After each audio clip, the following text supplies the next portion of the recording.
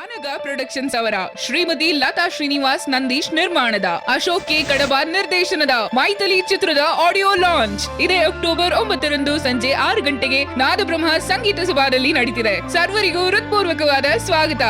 ಮರಳಗನಸ ಕೋಟೆ ಕಟ್ಟಿದೆ ನಿನ್ನ ನೆನಪಲೇ, ನಿಜ ಹಲೆಯುತ್ತಾಕಿ ಚೂರಾಗಿ ಹೋಯಿತೆ.